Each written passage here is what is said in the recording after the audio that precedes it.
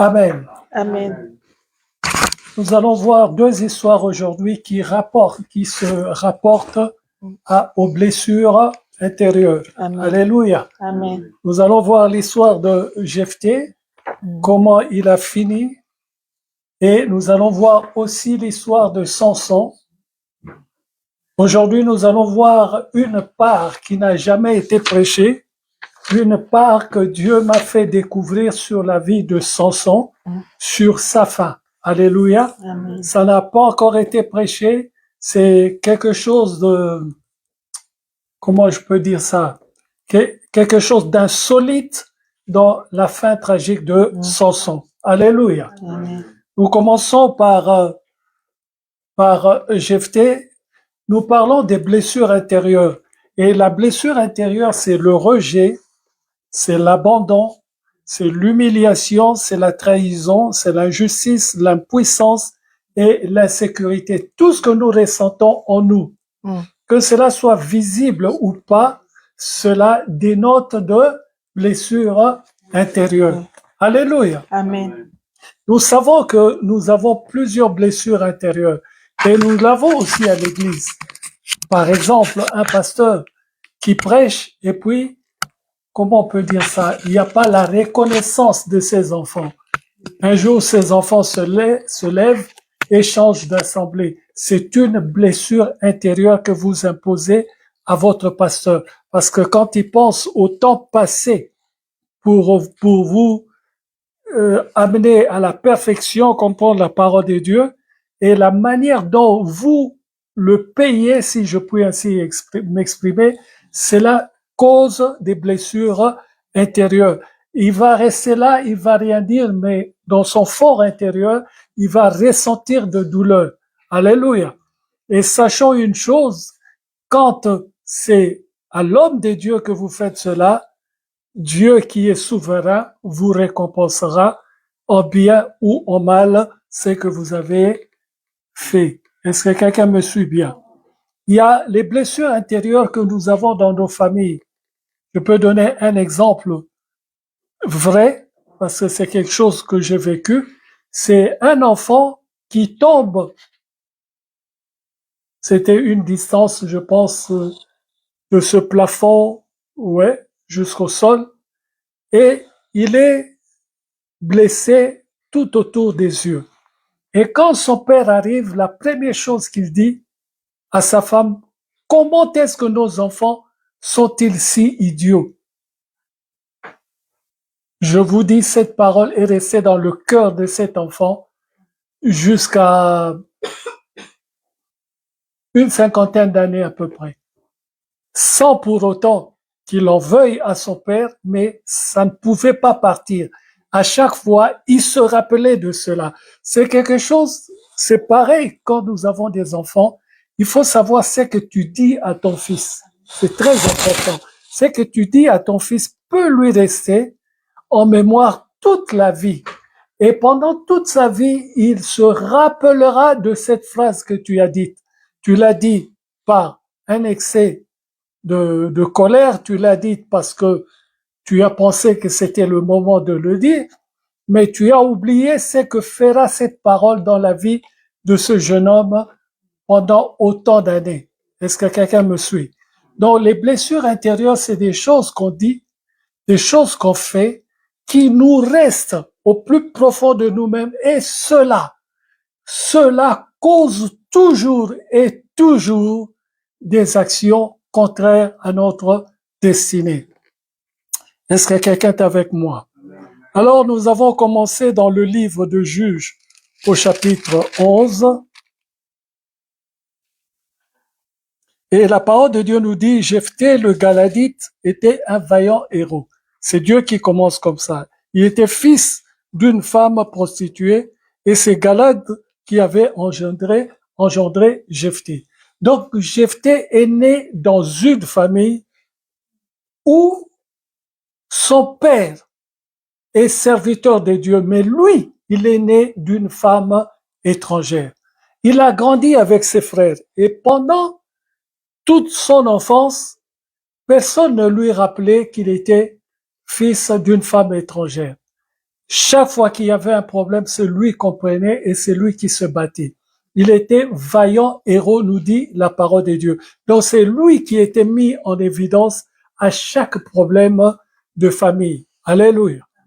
Mais quand ils sont devenus grands, les autres ont constaté que nous aussi, nous pouvons nous débrouiller sans Jephthé.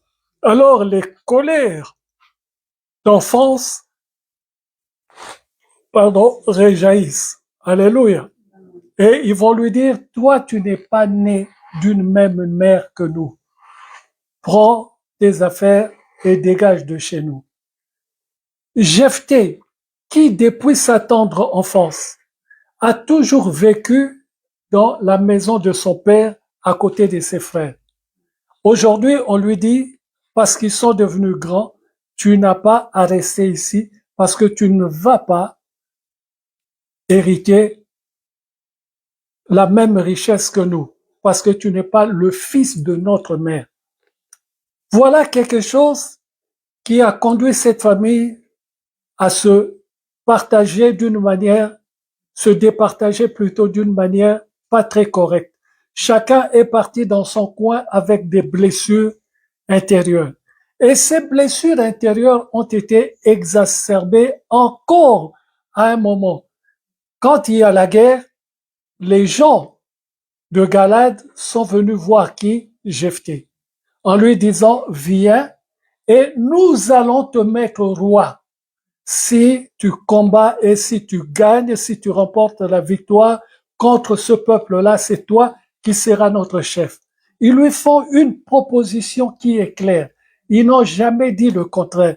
Mais voilà que Jephthé, en écoutant ce problème, les blessures intérieures en lui se rappellent. Et lui, il dit ceci, si je remporte cette victoire et si je reviens victorieux de cette guerre, non seulement je serai votre chef, mais au retour de chez moi, la première personne qui sortira de ma maison, je la livrerai en holocauste à l'Éternel. Qui lui a demandé cela? Personne. Ce sont les blessures intérieures qui ont parlé. Alléluia. Et comme la parole sort toujours avec comment un retour de quelque chose de très important, la première personne qui est sortie de chez elle, de chez lui, c'est sa propre fille.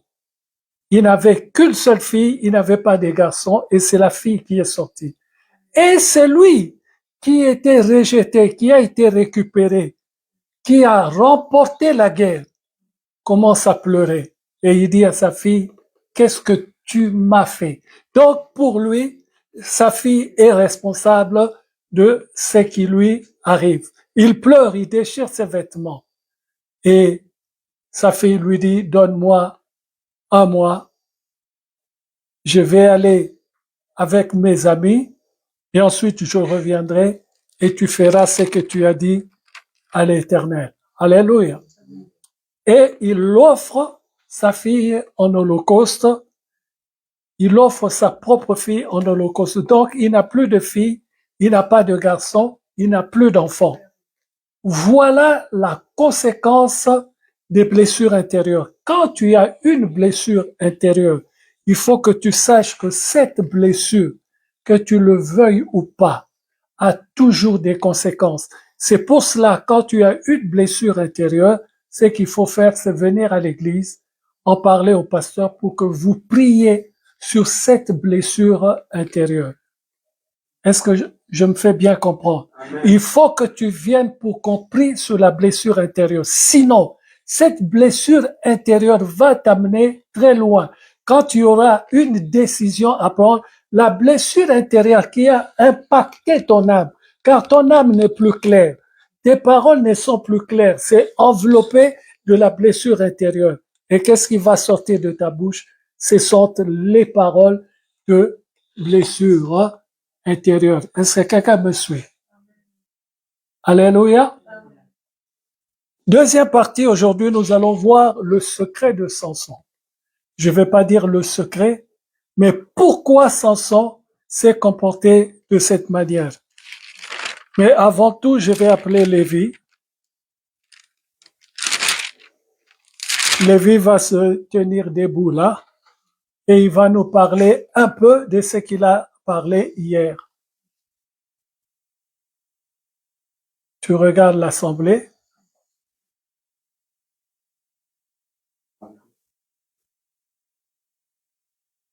Tu l'allumes.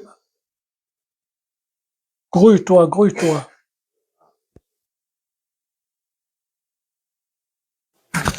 Amen. Du coup, hier, on a parlé de Juges 13, 14 et 15. Et on parlait de Samson. Et moi, ce que je disais, je parlais du fait que Samson, il a fait plusieurs erreurs. Et l'une de ces erreurs, c'est le fait qu'il s'est accoutumé avec les étrangers. Et que, à la base, Dieu, il l'avait envoyé pour sauver son peuple. Mais lui, au lieu de faire sa mission, il s'est accoutumé. Et c'est aussi une de ses erreurs. Et moi, ce que je disais, c'est que dans mon cas, pour assimiler à ma vie en tant que chrétien, je disais que on est dans le monde, mais comment dire ça? Aujourd'hui, on est dans le monde, mais on ne fait pas partie du monde. Et en gros, c'est pour dire que dans mon cas, j'ai plein d'amis, on va dire, musulmans, et je sais, ce qu'ils font, ce qu'ils font, vraiment, c'est contraire à la parole de Dieu, mais c'est pas pour autant que je fais comme eux. Donc ça veut dire qu'aujourd'hui, on est amené à être avec plein d'étrangers, mais c'est pas pour autant qu'on doit forcément faire comme eux et et euh, oui, et à s'oublier, parce qu'aujourd'hui, je pense que en tant que chrétien, ce qui est important, c'est vraiment de te souvenir et de te rappeler de qui on est en Christ, et de et du fait que le fait d'être chrétien, c'est un cadeau, c'est une grâce. Et aujourd'hui, au lieu de perdre ce cadeau-là, on doit vraiment tout faire pour partager l'évangile et la bonne nouvelle. Et que même si sur le moment c'est ça, on pense qu'ils écoutent mais qu'ils font rien, mais on sait que sur le long terme, c'est une graine qu'on fait germer dans leur vie, et que tôt ou tard ça va leur faire se convertir à Christ. Et C'est ça qu'il a dit hier? Oui, il a ajouté autre chose, le parallèle de Samson. ah oui, après ce que je disais aussi, c'est que par rapport à Samson, on a vu que Samson, il a été la mère à Samson a été contactée par sa mère, ça a dû faire des choses pour consacrer Samson, sacrifice. Et on a vu aussi que, par exemple, et en gros, ce que je disais, c'est que quand Dieu veut consacrer un enfant dès le ventre, il demande à la mère de faire des choses. C'est pareil pour Anne, et c'est aussi pareil pour Marie. Et un peu le parallèle aussi entre le Ancien Testament et le Nouveau Testament. On dit que le Testament, c'est un peu les l'ombre de ce qu'il y a à venir. Et oui, du coup, ça. Samuel et Amen.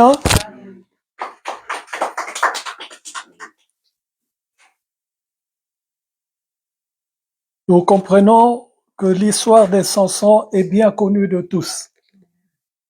Mais aujourd'hui, on va voir un pan de l'histoire qui n'est pas connu. Amen. Et ce sera la conclusion que Dieu nous donne sur la vie de Samson.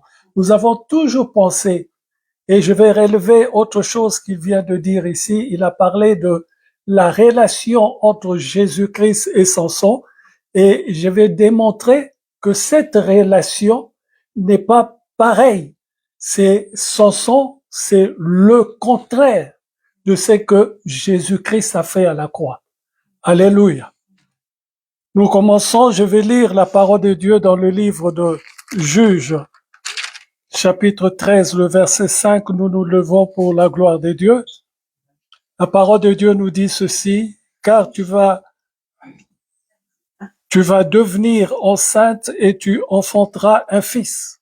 Le rasoir ne passera point sur sa tête parce que cet enfant sera consacré à Dieu dès le ventre de sa mère. Et ce sera lui qui commencera à délivrer Israël de la main de... C'est lui qui commencera à délivrer. C'est quelque chose que Samson n'a pas retenu dans sa tête. Et c'est ça qui a fait que Samson est rentré dans les blessures intérieures sans même savoir qu'il était blessé intérieurement. Est-ce que quelqu'un me suit? Asseyons-nous. Les blessures intérieures de Samson ont commencé par cette parole-là. Celui qui commencera à délivrer le peuple d'Israël de tous ses assaillants. C'est lui qui va commencer. C'est pas lui qui va le terminer. Et c'est pas lui qui va se lever. Non, non, non. C'est lui qui va commencer. Et le reste ne le regarde pas. Alléluia. Au chapitre 14, le verset 1 à 4, je vais lire rapidement. Samson descendu à Timna et il vit une femme parmi les filles de Philistins. Lorsqu'il fut remonté, il le déclara à son père et à sa mère et dit, j'ai vu à Timna une femme parmi les filles des Philistins. Prenez-la maintenant pour ma femme. Son père et sa mère lui dirent, n'y a-t-il point de femme parmi les filles de tes frères et dans tout notre peuple que tu ailles prendre une femme chez les Philistins qui sont incirconcis. Et Samson dit à son père, prends-la pour moi, car elle me plaît. C'était une forme d'arrogance, une forme de discrimination, une forme de ne pas répondre favorablement à la demande de son père. Il suffisait, puisque c'est pas lui qui a reçu le message de son ministère, ce sont ses parents, il suffisait de leur dire que cela me vient de Dieu. Parce que c'est pas lui qui a le message originel. S'il avait le message originel, ça aurait été autre chose. Il n'a pas le message d'origine. Alléluia. Alors,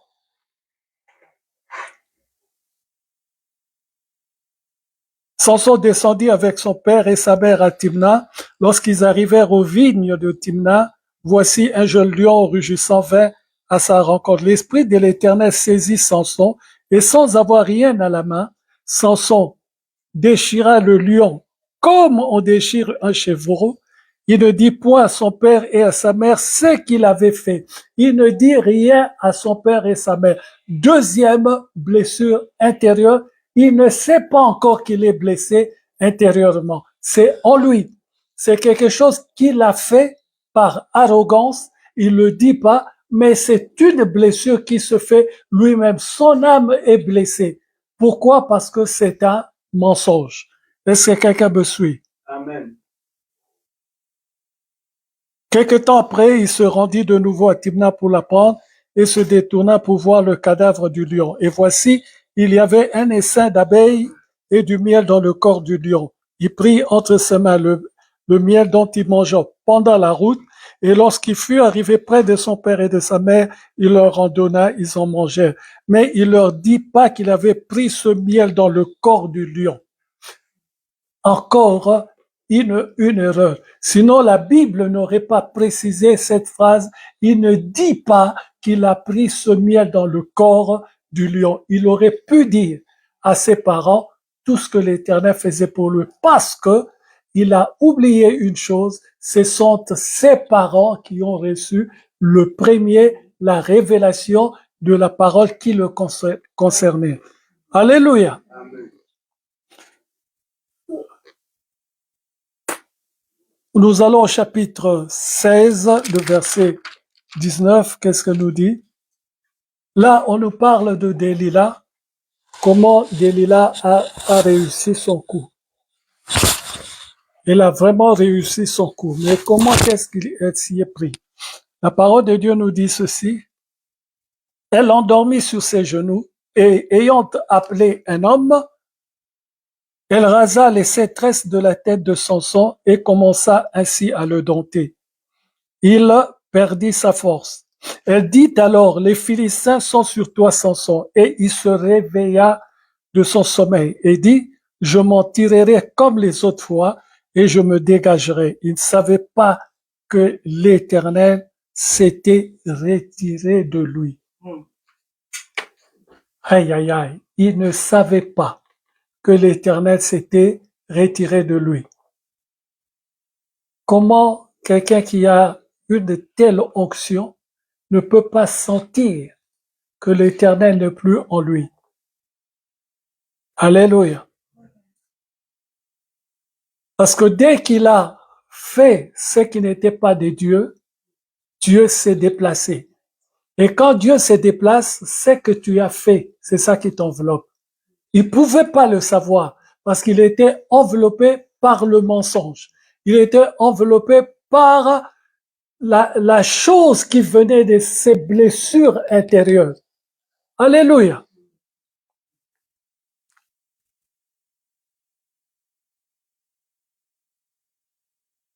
Les Philistins le saisirent et lui crevèrent les yeux. Ils le firent descendre à Gaza et le lièrent avec les chaînes des reins. Ils tournaient la meule dans la prison. Ils tournaient la meule dans la prison. Le grand Samson, l'homme de qui Dieu a dit, cet enfant sortira, tu ne boiras pas de vin pendant toute ta grossesse. Et le ciseau ne passera pas sur sa tête. C'est Dieu qui l'a dit. Pourquoi Dieu n'a-t-il pas dit que cet enfant, pourquoi Dieu n'a-t-il pas prévenu qu'il fera ceci avec une femme étrangère et cela le fera tomber?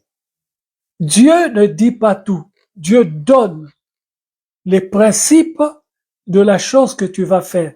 C'est à toi de discerner dans ton esprit si ce que je fais est bien ou mal. Ce n'est pas Dieu qui va te le dire, c'est à toi. Si toi tu discernes la mauvaise chose, Dieu te laissera faire cela et il se retirera de toi. Samson ne savait pas que Dieu s'était retiré de lui. Il ne savait pas, il croyait qu'il était toujours en Dieu. Quand les gens sont venus, il s'est dit, il s'est réveillé, il dit, je vais encore les éliminer comme je fais d'habitude. Mais cette fois-là, il n'y avait personne pour l'aider. Il n'y avait pas les anges pour l'aider. Alléluia. Et comme il n'y avait personne pour l'aider, qu'est-ce qui s'est passé? Il s'est levé et ils l'ont attrapé. Mais ils ont fait quelque chose d'extraordinaire. Ils lui ont crevé les yeux. Cela veut dire quoi? Cela veut dire ceci. Les yeux, c'est pour voir. Et qu'est-ce qu'on voit? La vision. Donc, on lui a crevé les yeux, on l'a anéanti la vision qu'il avait. Cet homme n'avait plus de vision de Dieu. Il ne voyait plus rien. On l'a amené à une autre dimension, une dimension, comment on peut dire ça? Une dimension obscure. Il est rentré dans l'obscurité. Il ne voyait que l'obscurité. Il n'avait plus la vision de Dieu. Donc, il pouvait regarder, on pouvait mettre une lumière devant lui, mais il la voyait point. Parce que le monsieur n'avait qu'une vision d'obscurité. Est-ce que quelqu'un me suit? Amen.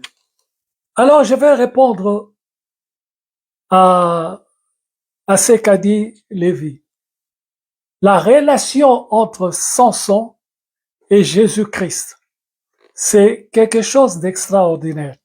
Mais avant cela, je le dirai tout à l'heure, avant cela, qu'est-ce que dit Samson à la fin pour mourir? C'est là que nous avons la réponse de Dieu. Au verset 30, la parole de Dieu nous dit, Samson dit, que je meure avec les Philistins. Cela veut tout dire. Que je meure. Donc Samson est en train de se suicider. Ce n'est pas Dieu qui a fait ce programme que Samson meure avec tous ces gens-là. Non. Il s'est suicidé, que je meure. Donc, il dit à Dieu, je vais peser sur cette colonne, que cette colonne tombe sur moi, que je meure avec tous ces gens. C'est un suicide. Ah, je ne sais pas si vous me comprenez. Ce n'est pas une mort naturelle, c'est un suicide. Et comme la différence avec Jésus-Christ, Jésus-Christ ne s'est pas suicidé.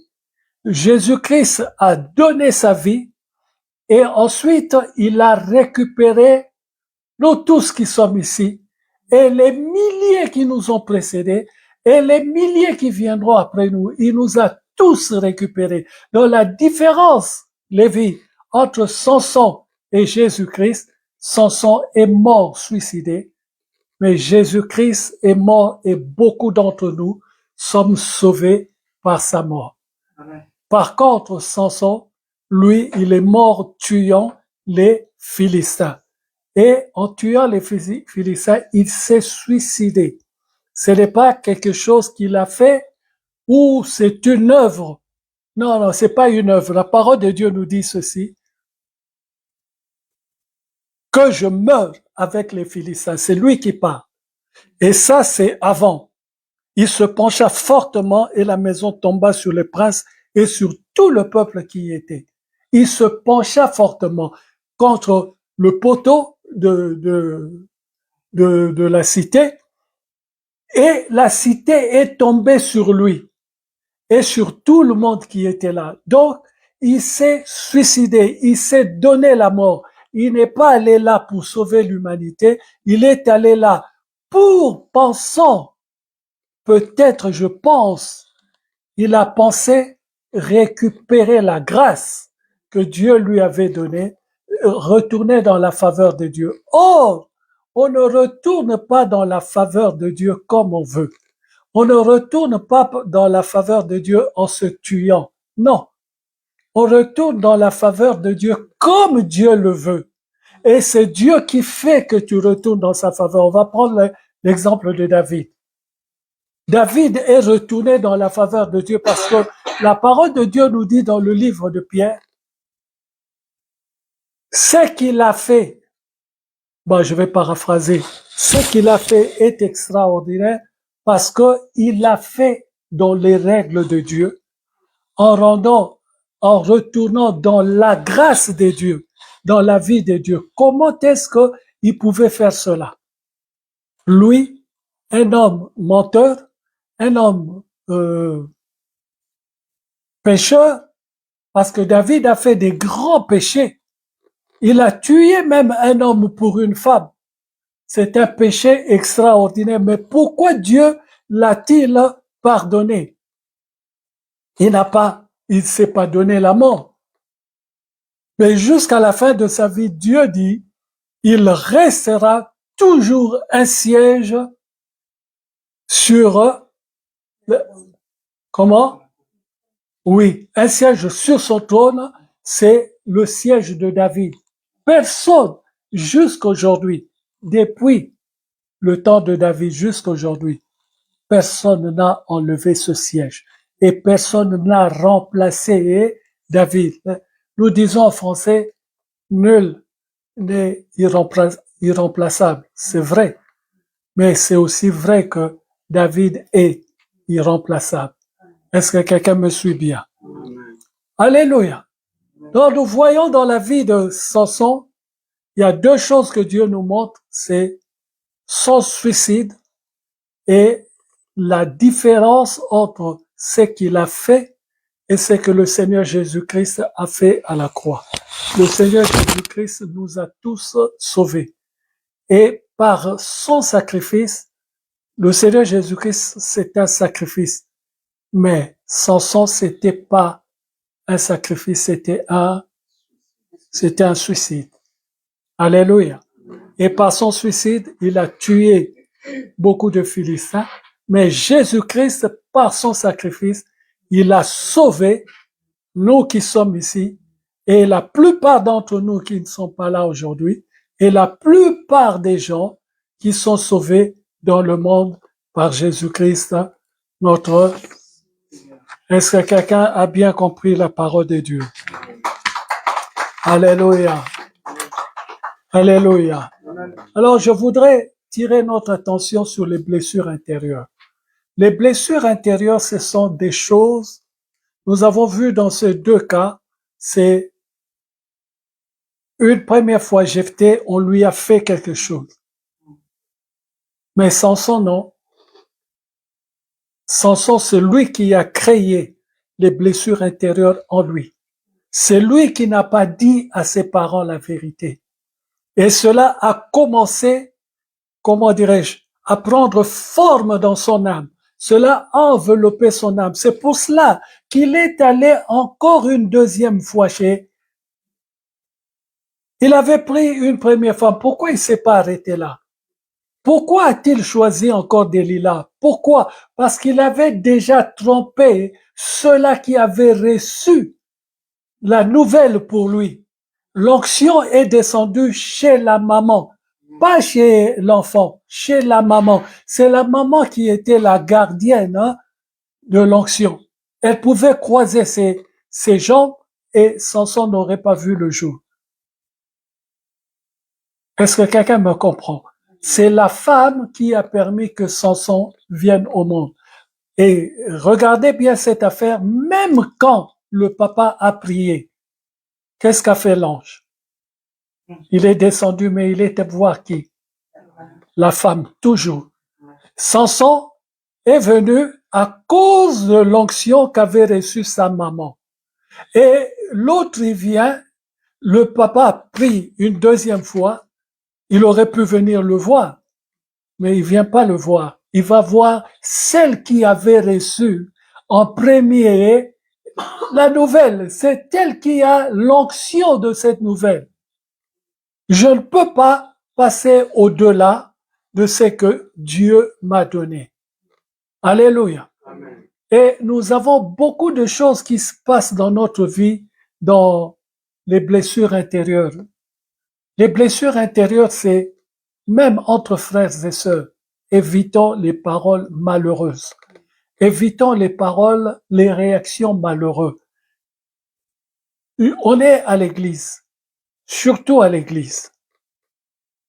Quelqu'un a fait quelque chose de mal. Je lui reproche. Mais ma manière de lui reprocher doit avoir des limites. Je dois savoir m'arrêter là où il faut, ne pas dépasser une certaine limite. Alléluia. Amen. Sinon, l'on va aussi me reprocher d'avoir dépassé la limite. Et le problème, c'est que la personne en face de moi, je ne sais pas s'il a la capacité de comprendre ce que je dis et d'accepter ce que je dis. La question pour les enfants de Dieu, c'est d'accepter ce que leur dit le pasteur. Quand tout va bien, tout le monde m'appelle pasteur. Mais quand ça ira mal, est-ce que celui-là m'appellera aussi pasteur?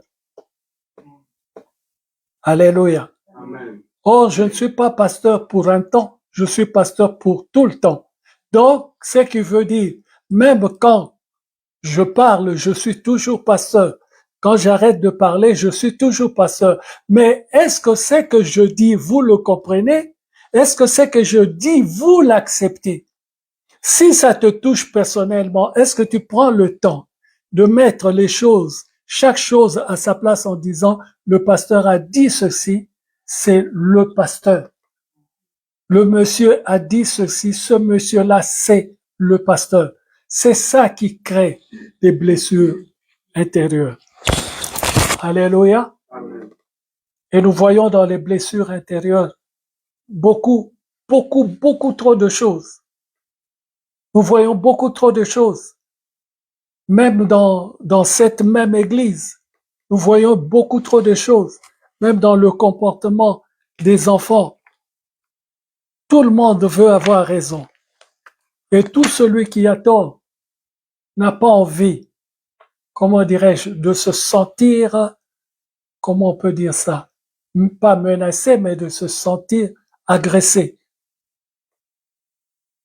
Or, dans la parole de Dieu, ce qui est sûr, tout ce que tu fais dans l'Église est sujet d'observation et de récupération pour l'enseignement de tout le monde.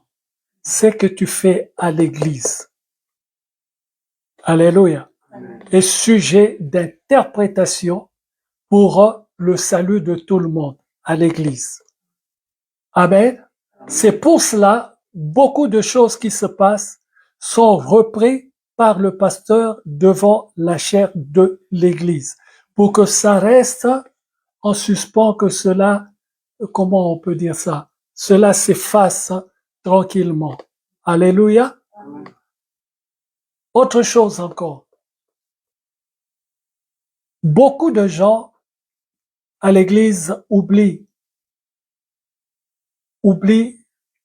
les bienfaits, si je puis ainsi m'exprimer. Les bienfaits, on peut dire, du corps pastoral. Beaucoup d'entre nous reçoivent les bienfaits du corps pastoral avec joie, mais ne s'en souviennent aucunement quand il faut s'en souvenir. Alléluia. Quand il y a un problème, personne ne se souvient que hier, il s'entendait bien avec le pasteur. Hier, le pasteur avait fait ceci pour lui. Lui ne pense qu'à aujourd'hui. Ce qui se passe aujourd'hui, c'est ça son problème. Mais aujourd'hui, c'est aujourd'hui. Hier, c'était hier. Mais Dieu, qui voit hier, aujourd'hui et le lendemain, lui, il regarde ton comportement de ce jour-là. Alléluia. Que Dieu vous bénisse et qu'il me bénisse moi-même au nom du Seigneur Jésus-Christ. Amen.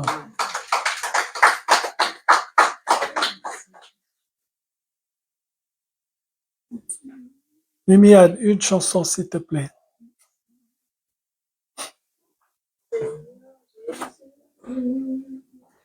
Rejetons de David, l'agneau immolé, lion de Judas. Étoile du matin, reçois la puissance, la louange, la sagesse, l'honneur, la force et la gloire. Oh Jésus, oh, oh, oh.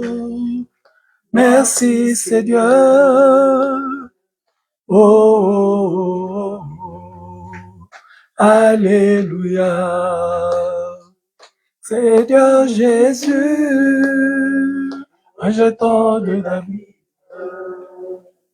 l'agneau immolé, lion de Judas, étoile du matin, reçois la puissance, la louange, la sagesse, l'honneur, la force et la gloire.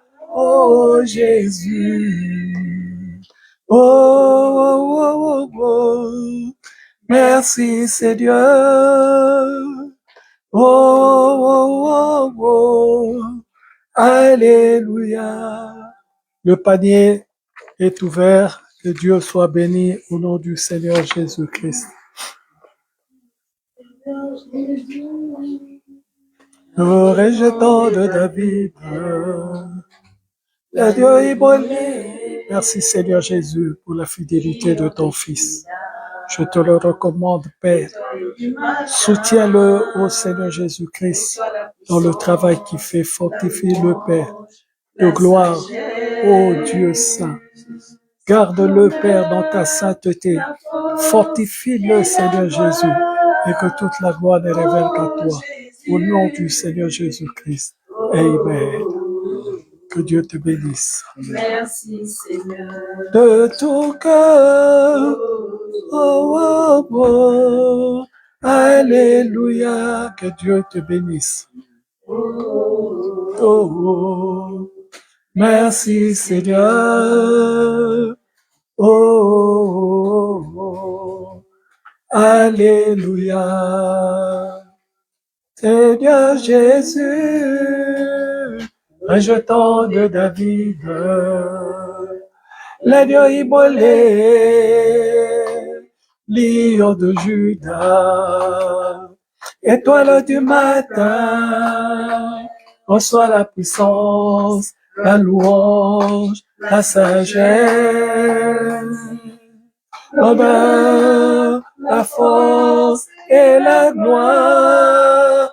Oh Jésus, oh, oh, oh, oh. Merci Seigneur, oh, oh, oh. Alléluia.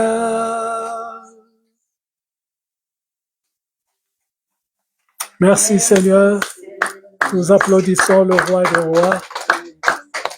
Merci Père pour ce dimanche. Merci pour la santé que tu nous as donnée. Merci pour ta fidélité. Merci Seigneur, parce que nous sommes là parce que tu l'as voulu. Nous sommes là parce que tu as bien voulu que nous soyons là. Nous sommes là parce que c'est ta présence qui nous a emmenés là. Nous sommes là, c'est parce que c'est ta grâce qui nous a emmenés là. Je prie, ô Dieu, que ceux qui ne sont pas là, ô Seigneur, que tu te souviennes d'eux en leur apportant la parole. Ô Seigneur, en les touchant par cette belle parole que tu nous as donnée, en les touchant dans leur coin, Père de gloire, en leur donnant, Seigneur Jésus, ô Éternel, des choses de cette parole, les poussant, Père, à aller plus loin encore que ce qu'ils ont compris. Au nom puissant du Seigneur Jésus-Christ, que toute la gloire ne revienne qu'à toi, Père. Je bénis votre semaine et ma propre semaine au nom du Seigneur Jésus-Christ. Amen. Bonne semaine à tous. À bientôt.